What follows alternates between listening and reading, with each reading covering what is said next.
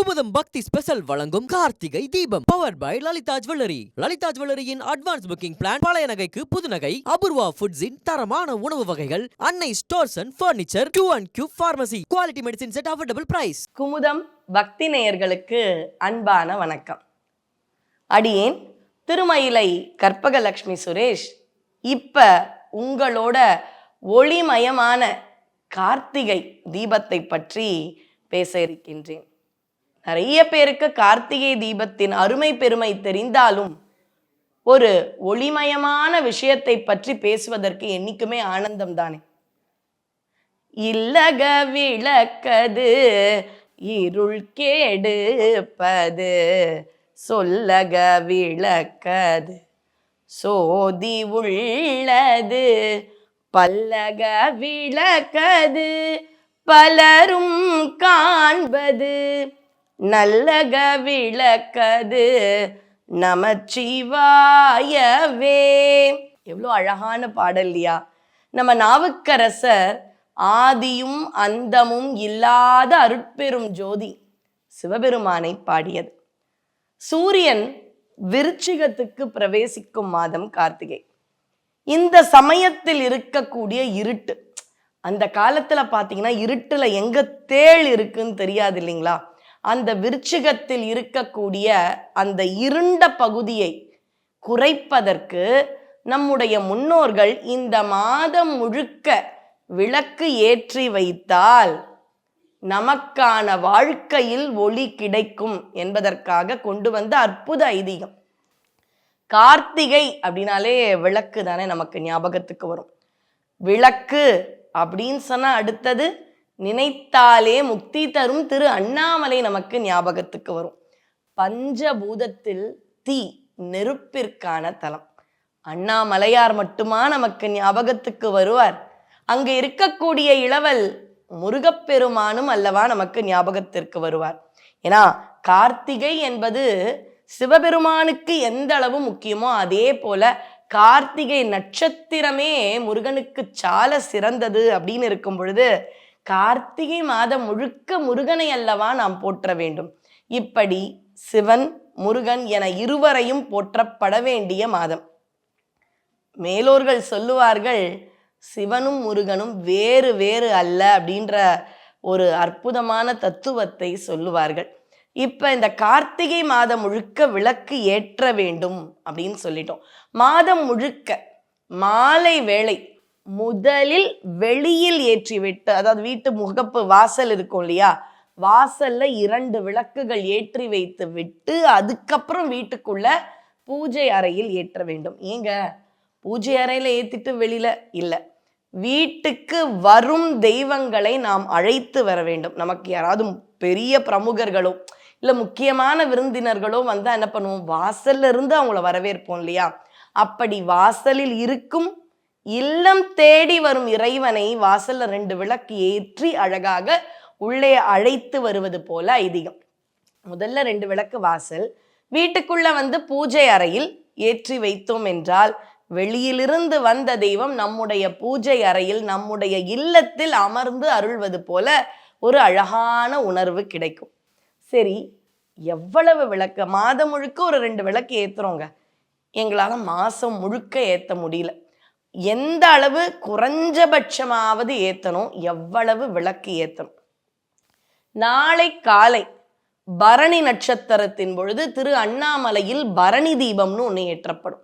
அப்ப வீட்டில் இருக்கும் நாம அந்த பரணி தீபத்தை எப்ப ஏத்தணும்னா, இந்த வருடம் 13ஆம் தேதி டிசம்பர் மாதம் திரு அண்ணாமலையில தீபத் திருவிழா. அப்ப ஒரு நாள் முன்னாடினா 12 வியாழக்கிழமை மாலை வேளையில் நம்ம வீட்டு வாசல்லையும் ஏத்திட்டு சுவாமி கிட்டையும் ஒரு பஞ்ச விளக்கு ஏத்தணும். இதற்கு பெயர் பரணி தீபம். அது என்னங்க பரணி தீபம்? ஒரு சமயம் நச்சிகேத்தன் அப்படின்ற ஒரு குழந்தை அவங்க அப்பா தானம் பண்ணும் பொழுது, குட்டி குழந்தை வீட்டில் இருந்தால் நொய் நொய் நொய்னு கேள்வி கேட்கும் அப்படின்னு நினைப்போம். ஆனால் குழந்தைகளுடைய கேள்விகளை நம்ம காது கொடுத்து கேட்டு பதில் சொன்னோன்னா அவர்களுடைய அறிவு மேம்படும். ஏன்னா நம்மளும் சில சமயம் மொபைலையே பார்த்துட்டு சும்மா தொண்ணு பேசாத அப்படின்ற அளவு வந்துட்டோம் இல்லையா? அதை மறந்து குழந்தைகளுக்கு நம்ம பதில் சொன்னால் அவர்களுடைய அறிவு வளரும். ஒரு சமயம் அவங்க அப்பா தானம் கொடுக்கும் பொழுது அந்த குழந்தை நொய் நொய் நொய்னு கேள்வி கேட்கும் பொழுது அவங்க அப்பாவுக்கு கோணுது, இரு உன்னை யமனுக்கு கொடுக்க போறேன்னு டக்குன்னு சொல்லிட்டார் கோபத்தில். உடனே அந்த குழந்தை யமன் கிட்ட போறான். யமன், உனக்கான ஆயுசு முடியலையேப்பா, இப்ப வந்துட்டு இல்லை அப்பா எனக்கு உங்களை தானமா கொடுத்துட்டார். இல்லை கண்ணா நீ ரொம்ப நியாயமா இருக்க, நீ கிளம்புன்னு சொல்லும் பொழுது எனக்கு உங்ககிட்ட சில கேள்விகள், அப்பாவால சொல்ல முடியாத கேள்விகள் அப்படின்னு யம தர்மராஜனிடம், ஏன்னா தர்மராஜன் இல்லையா, அவரிடம் கேட்டு பல கேள்விகளுக்கு விடை தெரிந்து கொண்டான் நச்சிகேதன். அப்ப யம தர்மராஜாவிடம் பேசும் பொழுது அங்கு இருப்பவர்களை எல்லாம் பார்க்கும் பொழுது அந்த இறந்த பின்பு ரொம்ப இருட்டான பாதையில வழி தெரியாம வராங்களாம். இன்னைக்கெல்லாம் மொபைல்ல டார்ச் வச்சுக்கிறோம் இல்லையா, அந்த ஒளியை யார் காண்பிப்பா? அச்சோ, இறந்த ஆன்மாக்கள் இருட்டுல இவ்வளோ கஷ்டப்படுறாங்களேன்ற நச்சிகேதன் அண்ணாமலையாரை பிரார்த்திக்கும் பொழுது யாருடைய இல்லத்தில் எல்லாம் பரணி தீபம் ஏற்றி வழிபாடு செய்கிறார்களோ அவர்களுடைய முன்னோர்களுக்கு வெளிச்சம் கிடைக்கும். நம்ம யாருடைய இல்லத்தில் எல்லாம் பரணி தீபம், அதாவது கார்த்திகை திருவிழா பெருவிழாவுக்கு முன்னாடி நாள் மாலை பரணி தீபம் என்று இல்லத்து வாசல்ல ஒரு 2 விளக்கு சுவாமி கிட்ட பரணி தீபம் ஏற்றுகின்றேன், என்னுடைய முன்னோர்கள் வெளிச்சம் கிடைக்க வேண்டும்னு வேண்டுகிறார்களோ முன்னோர்களுக்கு வெளிச்சம் கிடைக்கும். அப்ப முன்னோர்களுக்கு வெளிச்சம் கிடைத்தால் முன்னோர்களுக்கான கடன், பித்ரு பிரச்சனைகள் இதெல்லாம் முதல்ல தீரும். அப்ப முதல் நாள் அது வந்துடுது. முன்னோர்களுடைய சாபமோ பித்ரு கடனோ நீங்கினாலே நம்ம வீட்டில் இருக்கிற பாதி பிரச்சனை போயிடும். ஏத்துவோம், தெரியாம ஏத்துவோம், அவ்வளவுதானே. நாங்க பரணி தீபம்னு அறியாமையே தான் ஏத்திருக்கோம். ஆனா ஒரு விஷயத்தை புரிஞ்சு பண்ணும் பொழுது அதற்கான தொல்லைகள் நம்மை விட்டு நீங்குவது போல ஒரு உணர்வு கிடைக்கும். அதனால யாரெல்லாம் இன்னைக்கு பரணி தீபம் ஏத்துறீங்களோ முன்னோர்களை பிரார்த்தித்து நாங்க ஏத்தி வைக்கிற இந்த சின்ன அகல் ஒளி உங்களுக்கான வெளிச்சத்தை தரட்டும். ஏன்னா அவங்க அப்பாவோ அம்மாவோ தாத்தாவோ பாட்டியோ நம்முடைய குடும்பத்துக்கு நிறைய செஞ்சவங்களா இருப்பாங்க, அவங்கள நம்ம பிரீத்தி பண்ணோம்னா நம்ம குடும்பம் நல்லா இருக்கும். அதான் பரணி தீபம். அதை தொடர்ந்து கார்த்திகை தீபம், மகா தீபம் அப்படின்னு சொல்லக்கூடிய தீபம், திரு அண்ணாமலை அப்படின்னு சொல்லக்கூடிய அந்த அற்புத கஷேத்திரத்தில் 5 மூர்த்திகள் பஞ்சமூர்த்திகள் வந்த உடனே அங்க அவர்கள் முன்பு இருக்கும் அந்த விளக்கை ஏற்றி இங்கிருந்து ஒரு சிக்னல் கொடுப்பாங்க, மலை மேல இருக்கக்கூடிய மகா தீபத்தை ஏற்றுவார்கள். முன்னாடிலாம் ஒரு 5:55 6க்கு ஏத்திடுவாங்கன்னு அங்க ஆகி சுவாமிக்கான மகாதீபம் வந்திருக்கோம் நம்ம ஏத்துவோம். ஆனா இன்னைக்கு நேரலையில எல்லா அலைவரிசையிலையும் பார்க்க போறோம் இல்லையா, அப்படி அந்த இடத்துல அந்த விளக்கு ஏத்திட்ட உடனே நம்ம வீட்டு வாசல்ல விளக்கேத்தி நம்ம வீட்டு பூஜை அறையில உடனே ஏத்திடணும். அப்ப மறுபடியும் அப்ப யாரை நினைக்கணும்? முதல்ல நம்ம குலதெய்வத்தை நினைக்கணும். உங்களுடைய குலதெய்வம் முருகனா இருக்கலாம், இல்லை ஏதாவது கோயில்ல இருக்கக்கூடிய மாரியம்மனா இருக்கலாம். அந்த குலதெய்வத்தை அம்மா வீட்டுக்குள்ள வா, ஐயா வீட்டுக்குள்ள வாங்கன்னு சொல்லி ஏத்தி வச்ச உடனே முருகனையும் அருணை கடவுள் அருணாச்சலேஸ்வரரையும் நினைக்கணும். அப்படி ஏத்தும் பொழுது என்ன பாடணும்? தீபமங்கள ஜோதி நமோ நம, தூய அம்பலலீலா நமோ நம, தேவ குஞ்சரி பாகா நமோ நம, அருள் தாராய். இந்த அளவு உருகி வேண்டினா சுவாமி அருள் தராம இருப்பாரா? சரிங்க, எவ்வளோ விளக்கு ஏற்றலாம். ஆனால் கார்த்திகை தீபம் மற்ற நாள் மாதம் முழுக்க எங்களுக்கு முடியல, 2 விளக்கு தான் ஏற்றி வச்சோம், இன்னைக்கு குறைஞ்சபட்சம் அவ்வளோ ஏற்றலாம். எல்லாமே நம்ம வசதிக்கு. ஆனாலும் 27 நட்சத்திரத்துல ஏதோ ஒரு நட்சத்திரமா இருப்போம் இல்லையா, அதை குறிக்கும் வகையில் 27 விளக்கு தயவு செஞ்சு ஏத்துங்க. அந்த காலத்துல கணக்கு உண்டு. எப்படி? திண்ணையில 2, மாடத்துல 2, முற்றம்னு அந்த காலத்துல ஒரு இடம் இருக்கும், அந்த முற்றத்துல ஒரு 4, இந்த மாதிரி எல்லாம் கணக்கு இருக்கும். ஆக மொத்தத்துல 27. ஆனா இன்னைக்கு எங்க வீட்டுல திண்ணை கிடையாதுங்க, மாட விளக்கு ஏத்த வைக்க மாடம்லாம் கிடையாது. இன்னைக்கு நாங்க பிளாட் சிஸ்டத்துல இருக்கோம். ஆனா 27 வரணும். எப்படி ஏத்தலாம்? வாசல்ல 2, சமையலறையில் 1. ஏன்னா சமையலறை என்பது பாத்தீங்கன்னா மிகப்பெரிய ஒரு யாகசாலைன்னு சொல்லுவாங்க. ஏன்? யாகத்துல எப்படி ஒரு விஷயமா அவர்கள் போடுவார்களோ அது மாதிரி இல்லத்தரசிகள் அந்த குடும்பமே நல்லா இருக்கணும்னு ஒரு விஷயத்தையும் நெய்யை விடுவாங்க, எண்ணெயை விடுவாங்க, காய்கறி இல்ல பருப்பு எதையோ போட்டு போட்டு அவர்கள் செய்யக்கூடிய ஒரு யாகம் தான் சமையலறை. அதனால அங்க பூஜை அறையில சுவாமி கிட்ட ஒரு 5 பஞ்ச விளக்கு, அகல் விளக்கு அப்படியே வட்டமா ஏத்தணும். ஏன்? அது பஞ்சபூதங்களை குறிக்கும். பொதுவா விளக்க வட்டமா ஏத்தலாம், இல்லைன்னா கிழக்க பார்த்து தான் கிழக்கு திசை நோக்கி ஏத்தணும். ஆனா விளக்கினுடைய சுடருக்கு திசையே கிடையாது, அது மேல் நோக்கி மட்டும்தான் எரியும். அப்ப அது என்ன சொல்ல வருது? நீங்கள் என்னதான் இந்த பூலோகத்துல அது வேணும் இது வேணும் அப்படின்ற ஆடம்பரத்துல சுழன்று கொண்டே இருந்தாலும் அனைவரும் ஒரு நாள் மோட்சம் என்ற பெரிய விஷயம் வேணும், மேலான கடவுளை சென்று அடைய வேண்டும். அதனால்தான் அந்த தீபச்சுடர் மேல பார்த்து எரியுது. அப்படி 5 விளக்கு சுவாமி கிட்ட, வாசல்ல 2, சமையல் அறையில 1, எல்லா அறையிலும் 2, ஆக மொத்தத்துல 27 விளக்கு உங்க வீட்டுல ஏத்தி வைங்க. குறிப்பா நெய் விளக்கு மிக மிக சிறந்தது. நான் பேசும்பொழுது ஒரு ஐயா சொன்னார், அடியேனுக்கு கூட கொஞ்சம் உடல்நிலை சரியில்லை, ஒன்றும் இல்லாம இந்த கார்த்திகை மாதம் முழுக்க நெய் விளக்கு ஏத்தி வைங்களேன், அது ஆக்சிஜன் கொடுக்கும்னு பெரியவர்கள் சொல்கிறார்கள். அப்ப நம்முடைய பெரியோர்கள் ஒவ்வொன்றும் சொல்வதிலும் ஒரு அறிவியலும் இருக்கு. அறிவியல் மட்டுமல்ல, மனோதிடத்தை கொடுக்கக்கூடியதும் இருக்கு. அதனால நெய் விளக்கு மிகச் சிறப்பு. இல்லைங்க நெய்க்கு வசதி இல்லை அப்படின்னு சொல்றவங்க அடுத்தது நல்லெண்ணெய்க்கு வரலாம். அந்த 27 விளக்குகளை ஏற்றி உங்களுடைய குலதெய்வத்தை முதலில் அழைத்து அண்ணாமலையாரையும் கார்த்திகேயன் என்று போற்றப்படும் முருகப்பெருமானையும் போற்றி 27 நட்சத்திரத்துல இருக்கக்கூடிய எந்த தோஷங்களும் எங்களுக்கு தாக்கத்தை குறைக்கணும். தாக்கம் இல்லாம இருக்காது உண்மையா சொல்லணும். ஏன்னா நம்ம பண்ண தீவினைகளுக்கு ஏற்றவாறு, அதனால தாக்கத்தை குறைக்க வேண்டும். தாக்கத்தை தாங்கிக் கொள்ளும் சக்தியை கொடு இறைவா என்று சரணாகதி அடைய வேண்டும். குறிப்பா அவல் பொரி நெல் பொரி பண்ணுவாங்க. ஏன் அப்படின்னு பாத்தீங்கன்னா, மகாபலி சக்கரவர்த்தி தன்னுடைய மிக கொடிய வயிற்று வலிக்க கார்த்திகை மாதத்தில் வேண்டி நெல்லையும் அவலையும் சுவாமிக்கு நிவேதனம் செய்து அந்த உஷ்ணத்தால வந்த வியாதியை போக்கிக் கொண்டார். அதில் கொஞ்சம் நம்ம வாழ்க்கை தித்திப்பா இருக்கணும்ன்றதுனால வெல்லத்தை சேர்த்து நெல் பொரி அவல் பொரின்ற எளிமையான நிவேதனம் இது சுவாமிக்கு, குழந்தைகளுக்கு, வயதானவர்களுக்கு. ஆனா மற்றவர்கள் இன்று முழுக்க அந்த பரணி தீபம், கார்த்திகை தீபம் 2 நாட்கள், 3வது நாளும் ஏற்றுவார்கள். இந்த 3 நாட்களும் விரதம் இருப்பது மிக மிக சிறப்பு. உபவாசம் தானே. அப்படின்னா என்ன அர்த்தம்? உப்பனா அடுத்தது, வாசம்னா வாழறது. யாருக்கு அடுத்தது வாழணும்? சுவாமிக்கு அடுத்தபடி, சுவாமிக்கு பக்கத்துல இருந்தபடி வாழணும். அப்படின்னா என்ன அர்த்தம்? இறைவன் நினைவில் இருக்கணும். அப்ப உணவு, ஆடம்பரம் இதெல்லாம் குறைக்கணும். அதுதான் உபவாசம். அதனால விளக்கு ஏற்றி வைத்த பிறகு சுவாமிக்கு பூஜை தீபாராதனை பண்ணிட்டு சாப்பிடலாம், அல்லது வெறும் பழங்கள் கூட சாப்பிடலாம். இப்படியாக கார்த்திகை தீபத்துல இருக்கணும். அது என்னங்க கார்த்திகை தீபம் திருவண்ணாமலையில என்னங்க உணர்த்துது? இந்த பூ உலகில் இருக்கிற ஒரு பெரிய விஷயம் என்ன தெரியுமா? ஆங்கிலத்துல சொன்னா நிறைய பேருக்கு கனெக்ட் பண்ணிக்க முடியும். ஈகோ. நான் ஈகோவை யார்கிட்டையும் விட்டுலாம் தர முடியாது. கணவன் மனைவி ஈகோ, அம்மா அப்பா ஈகோ, அண்ணன் தம்பிகளுக்குள்ள ஈகோ.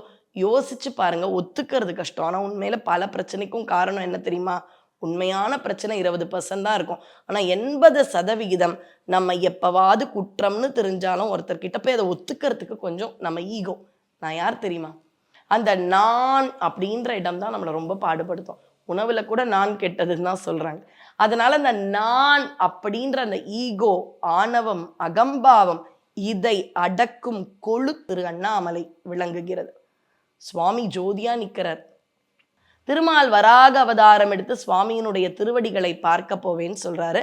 பெரும் ஜோதியை யாம் பாட அப்படின்னு திருவெம்பாவை இதுல தான் துவங்கும். மாணிக்க வாசகர் திருவெம்பாவை பாடின இடமே திருவண்ணாமலை. பல சித்தர்கள் வாழ்கிறார்கள். அந்த மகாதீபம் ஏத்தும் பொழுது அந்த எண்ணெய் கொப்பரையில விளக்கு ஜோதி எரியும் இல்லையா? அப்ப அரூபமா சித்தர்கள் மூலிகைகளை கலப்பாங்களாம். அப்ப அந்த காத்துப்பட்டு நிறைய வியாதிகள் தீருமா. அண்ணாமலையார் தீபத்தை பார்த்தா நம்முடைய தலைமுறையினருக்கு முக்தி கிடைக்கும். சரி, தாத்பரியத்துக்கு வரலாம். சுவாமி ஜோதி பிழம்பா நிற்கிறார். இங்க பிரம்மன் அன்ன வடிவம் எடுத்து பார்க்கிறார், வராக அவ்வடிவம் எடுத்து திருமால் பார்க்கிறார். ரொம்ப நாள் ஆச்சு பார்க்க முடியல. இந்த சரித்திரம் எல்லாருக்கும் தெரியும். அப்ப என்ன உணர்த்துது? இந்த மும்மூர்த்திகள்ல சிவன் தான் சிறந்தவர், அது மாதிரியெல்லாம் நம்ம யோசிக்க வேண்டாம். இது எதை உணர்த்துகின்றது? பிரம்மா என்பவரை அறிவின் அடையாளமாக வைத்துக் கொள்ள வேண்டும். நான் நிறைய படிச்சுட்டேன், எனக்கு வேதம் தெரியும், நான் சுவாமி கிட்டேயே பூஜை பண்றவன், சுவாமி கோயில டெய்லியும் பெருக்குவேன், நான் போனா சுவாமி என்னை பார்த்துருவார் அப்படின்னு நல்லா படிச்ச அறிவால ஞானத்தால எனக்கு அகம்பாவத்தோட சுவாமிக்கு அவர் என்ன பார்க்க மாட்டார். இல்லப்பா எனக்கு நிறைய செல்வம் இருக்கு, எனக்கு 4 வீடு இருக்கு, இவ்வளவு தோப்பு துறவு இருக்கு, அங்க போனா எனக்கு எல்லாரையும் தெரியும், 2000 ரூபாய் டிக்கெட் கொடுத்துட்டு போயிடுவேன், இல்லை நான் போனாலே விட்டுருவாங்க. போலாம், சுவாமியை நாம பார்க்கலாம், ஆனா அவர் நம்மளை பார்க்க மாட்டார். அண்ணாமலை அப்படின்னா என்ன தெரியுமா? நெருங்க முடியாத மலை. அண்ணுதல் நெருங்குதல், அண்ணா நெருங்க முடியாத. அப்ப நெருங்க முடியாதா திருவண்ணாமலை போ சொல்றீங்க? ஆணவத்தால, கல்வி திமிரால, பண திமிரால அவரை நெருங்க முடியாது. அன்பா பக்தியோட அண்ணாமலையாரே அப்படின்னு போனா நெருங்கிடலாம். அப்படி எனக்குள் இருக்கும் நான் நான் நான்ற அகந்தையால் நெருங்க முடியாது, அதுதான் அண்ணாமலை. அப்ப அன்பால் அவரை நெருங்கலாம்.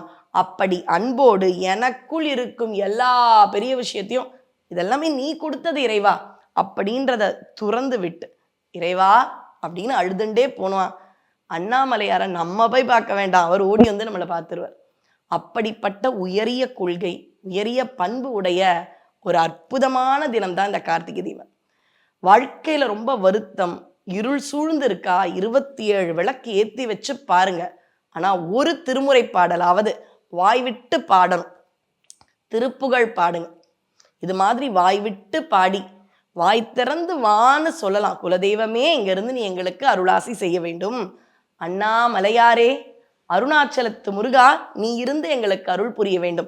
27 விளக்கு அழகா ஜொலிக்குது வீடு முழுக்க. அந்த விளக்கு ஏற்றும் பொழுதே ஒரு வித மனம் வரும். இதை பார்க்கும் பொழுது 27 நட்சத்திரத்தால் ஏற்படும் உபாதைகள் எல்லாம் நீங்குவது போல ஒரு உணர்வு, ஆனந்தமா இருக்கு. இது மாதிரி ஒரு ஒளிமயமான வாழ்க்கையை நீ எங்களுக்கு அருள வேண்டும் அப்படின்னு நிரம்ப பூக்களால் அர்ச்சித்து, அப்படி இல்லந்தோறும் குலதெய்வத்தையும் அருணை கடவுளையும் அழைத்து 27 நட்சத்திரங்கள் அவர்களால் ஏற்படும் தோஷங்கள் நீங்க 27 விளக்கேற்றி உங்களை வழிபடுகின்றோம் இறைவான மனதார வேண்டினால் ஒளிமயமான வாழ்க்கை கிடைக்கும். அந்த அண்ணாமலையார் மகா தீபம் ஏற்றிய உடனே ஒன்று நடக்கும். நீங்க நேரலையில் பார்த்தீங்கன்னா இதை குறிப்பா பாருங்க. இப்படி ஆண் பெண் அப்படின்ற சேர்க்கையில் வந்த எல்லா உயிர்களும் சுவாமி ஆடுற மாதிரி உலகத்துல ஆணவத்தால ஆடுவாங்க, ஆனா உள்ள உடனே போயிடுவாங்க. இறைவனுடைய எண்ணிக்கையில பார்த்தா நம்ம வாழ்க்கைலாம் ஒண்ணுமே கிடையாது. எவ்வளவு ஆடினாலும் வாழ்க்கை என்பது நிலையானது அல்ல, மறுபடியும் நீ மறைஞ்சிருவ அப்படின்ற பேருண்மையை உணர்த்துவதுதான் அந்த அர்த்தநாரீஸ்வரர் தத்துவம். இப்படி வாழ்க்கையில் இருக்கும் ஆணவத்தை அழிக்கும் மிக மிக உயரிய அற்புத திருவிழா கார்த்திகை திருவிழா. தயவு செஞ்சு வீட்டில் ஏதாவது பிரச்சனையா, மன உளைச்சலா, ஒரு கல்யாணம் இதெல்லாம் நடக்கணும்னா வீட்டில் நிறைய பூஜை பண்ணுங்களேன், உங்க வாழ்க்கை கண்டிப்பா மாறும். குறிப்பா கார்த்திகை விரதம் இருந்து முருகனையும் அருணை கடவுளையும் வணங்கினால் வாழ்க்கையில இருக்கக்கூடிய எல்லா பிரச்சனைகளும் நீங்கி உங்களுக்கு ஒளிமயமான வாழ்க்கை கண்டிப்பாக கிடைக்கும். நினைத்தாலே முக்தி தரும் திரு அண்ணாமலையில் அருள் புரியும் உண்ணாமுலை உடனாகிய அண்ணாமலையார் அருளை தருவார். அண்ணாமலைக்கு அரோகரா. நன்றி, வணக்கம். குமுதம் பக்தி ஸ்பெஷல் வழங்கும் Karthigai Deepam powered by Lalitha jewellery. Lalitha ஜுவல்லரியின் அட்வான்ஸ் புக்கிங் பிளான், பழைய நகைக்கு புது நகை, அபூர்வா ஃபுட்ஸின் தரமான உணவு வகைகள், Annai stores and furniture, Q&Q pharmacy, quality medicines at affordable price.